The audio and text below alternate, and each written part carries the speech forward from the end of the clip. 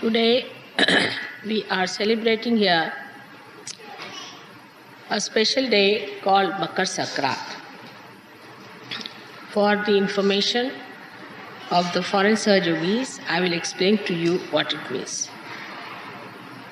आधी यांच्याशी बोलून घेते इंग्लिशमध्ये, मग तुमच्याशी मराठीत बोलेन.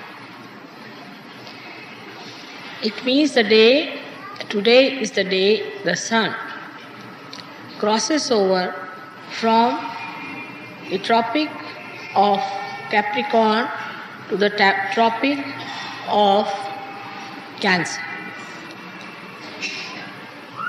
It's a very big day for us because now during the summertime we have the harvest and we look forward to the rain and so many things that happen in every country. The sun falls at right angles in this country during the summer season. And so we welcome the sun.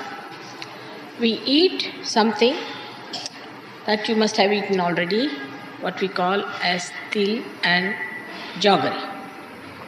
It is to prepare your body and your mind, to give it sufficient heat to receive the sun. Because if you are living in the cold season, then all your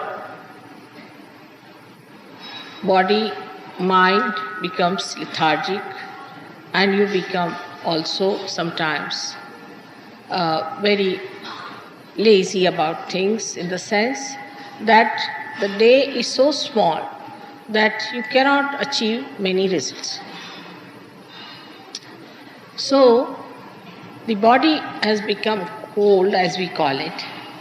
We take these things which give us heat, so body is prepared to receive the heat of the sun to welcome. To overcome the inertia set in by the cold weather and also to invigorate the body strength, tuned to the sun, people take to all these ways of greeting you by which they give you something that is heat creating in the body. But it has another very subtle expression which I find is this, that when they give you these, they say, now you take til and gur and you say things which are sweet. Because when you are taking til and gur, your body gets heated up and you become right-sided person. When you become right-sided person, you seldom speak sweetly. So it is a contrast that they give you a thing to heat you up so that your body gets heated up, but you must speak sweetly. So there's a warning that you are eating all these things, but that doesn't mean now you ride on a big horse of ego and start slashing everyone. It's a very subtle thing to understand that when we become temperamentally right-sided, we are so much covered by our ego that we do not feel that we are hurting others by what we say. If there are two egoistical people, they can manage among themselves. But if there's one egoistical and another one who is subdued, then the subdued will be finished. That's why they say today is the day when we start speaking very sweetly. Even if there's some enemy or somebody who is not friendly with you, or there has been some misunderstanding, this is the day we say that, all right, take this and say something very sweet. Talk sweetly to each other. But today only I think I received a letter from a Sahajogini which was so full of harshness that I was surprised that I should receive it today. Not to me, but some other Sahajogi. So one thing today we have to decide and take a vow that to another Sahajogi we are not going to speak harshly. And talk to him in a way as if he is an ordinary person. Now supposing he is a leader, then there is more reason than you should respect. And if he is a senior leader, then there is more reason that you must respect. The first thing one has to learn that we have to respect. Now the sun is so much respected in this country that in early morning time all the people get up and say namaskars to Surya with all his names and do a particular type of exercise to show that they are completely surrendered to the will of the Surya. When you do that, then the ego doesn't come in. Now the sun, when he shines here, it gives you a feeling that you have to be active, you have to work very hard. As a result of that, you might develop ego. But when you develop ego, then it surrounds your brain completely. And when the brain is surrounded with ego, you do not know which way to go. You do not know what is right, what is wrong. You do not have any discretion and no direction. You do what you please, whatever pleases ego. And this is a day when we celebrate it in a way to surrender ourselves to the Surya, to the sun, which is, as you know, is the residence of Sri Lord Jesus Christ. He resides on the sun. So how humble he was. How humble he was residing on the sun. The more you live on the sun, there should be much more humility. Of course, I must say in India, people are humbler. But still, the quality of sun can make you extremely arrogant and very unpleasant person. This unpleasant person can really ruin all kinds of good relations. But the worst thing that happens to us is that we lose our integration. Because when we say harsh things to anyone, we feel guilty, so we have another problem. Our heart feels bad, our liver feels bad, everything is upset. And thus, we feel absolutely disintegrated. And disintegrated is a sign of our not evolving at all, or we should say devolving. Disintegration is such a common thing that we see in ourselves. We see that we fight with our ego, then we fight with our superego, then we fight with our heart, with our emotions, and all the time we are fighting within ourselves. So at least within ourselves we should speak sweetly on this day. Then we can start speaking to others very, very sweetly. Now some people think to speak sweetly is a sign of weakness. In some countries people believe that if you speak to someone sweetly, it is a sign of weakness. It is the greatest strength of a Sahaja Yogi to speak to others with respect, with proper protocol and with proper understanding. Now, because of arrogance, people also forget what is their situation is. And this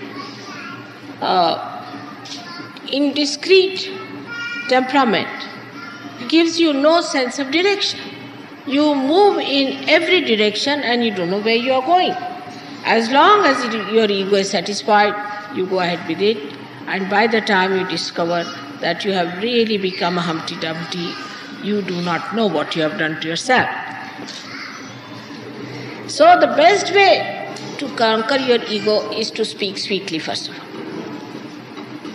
It's such a small thing to be done, but it brings you to that synthesis of character within yourself, first of all, and to the synthesis of all the beautiful principles of life. Like you talk to somebody sweetly, the person may like you, he may tell you something which he may be knowing of a very great importance for you. If you talk to somebody sweetly, then you may get the peace of mind because you have given peace to another person. Whatever you give to another person, that you feel within yourself. But if you are quarreling with another person, actually it is the reflection of your quarreling nature within yourself. Today there is a big dearth and big cry and big organizations working out the peace missions. The peace mission is within yourself. Let us start, all of us, the Sahajogis who are great saints sitting here, decide today that we are going to make peace with ourselves and with others. But first and foremost thing, the peace cannot be made with quarrels. You see, like America and Russia want to decide it with missiles, the peace part. They say, let's fight out. As many as will remain, then they can live in peace. Let us, all those who are fighting, kill each other. They think this is the solution of the problem. It's the other way now.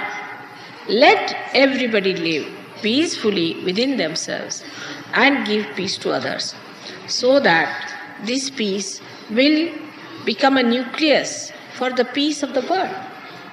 So your great task today is to establish a great source of peaceful people. We are so many Sahajogis here. You are sitting in complete peace and happiness and joy.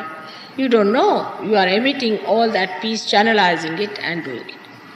But still, there are some who are suffering from horrible ego and with hurt ego. And they are trying to do some things which they should never do, is to think just now. If you are thinking just now, you will not register what I am saying. Because this is another quality of a person who is ego-oriented, is not to register. You may say anything you like, but they don't hear. They hear what they want to hear or they don't hear. So, this is another thing we have to today decide, that we'll register things than to tell of. Let us register. This is a sign of a character that wants to know more. The criteria of assent is synthesis and integration. A person who is not integrated with other Sahajogis is not a man who has ascended. Who starts to divide and talk of divisions, we the English, we the Germans, we the Indians, then they are not Sahajogis. They are Indians, all right, but not Sahajogis. Sahajogis have no caste, creed or nationality. We have to carry our passports only because we are born in this jail. So we have to carry our criminal number. But actually you don't need it. You don't need all those things. Now, for us today to decide, first of all in our hearts, that we'll take to peaceful methods. When we are traveling, we'll be taking to peaceful methods. Anybody who is trying to provoke you or trying to create a problem or divide you on any issue whatsoever, run away from that person as fast as possible. Anybody who talks of peace, the peacemakers, stick on to that person. Then only you will understand that you are also getting peace.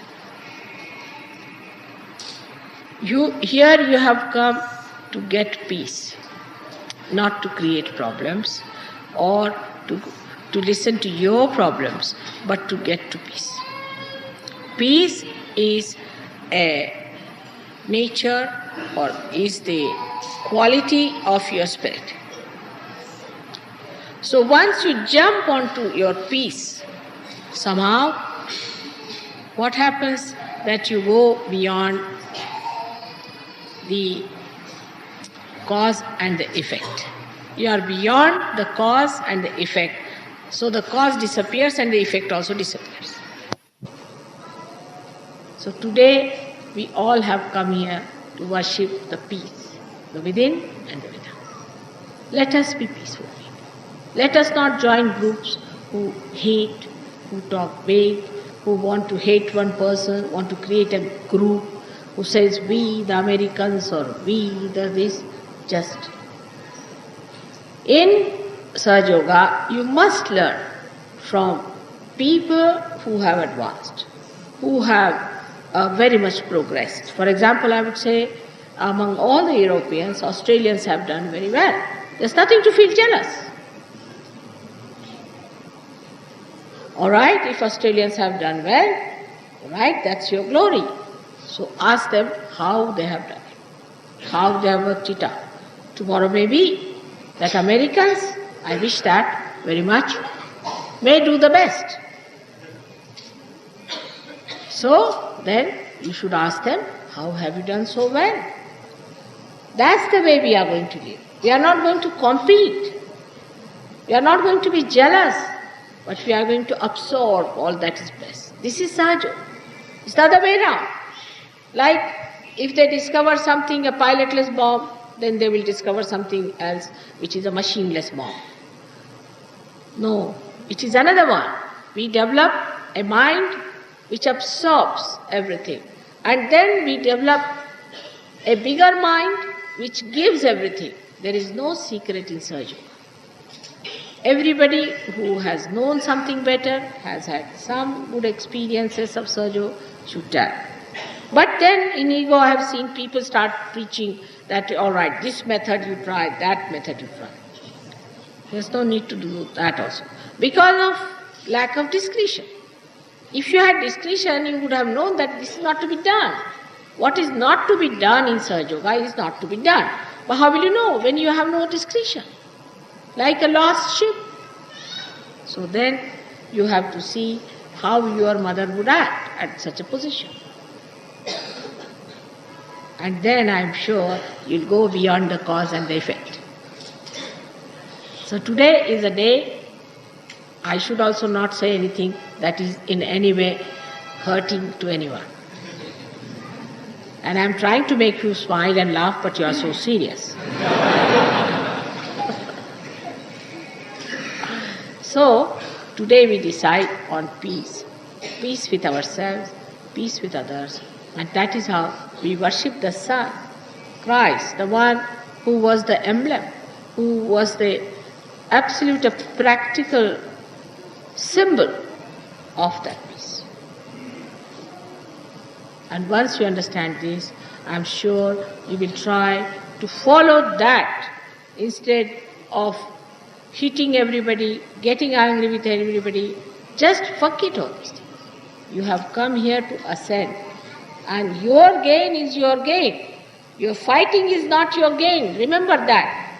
Your quarreling is not your gain. The gain is the peace that you have achieved, the love that you have developed, the compassion that you can emit, the amount of relationship and the rapport you can penetrate into others. This is your gain, which we have to receive today, a mind, a heart like a lion, and not chicken-hearted people, not people who would be angry and this, to boast of your anger. These days are gone. We boast of our peace, we boast of our contentment, we boast of our glory, and we boast of our state.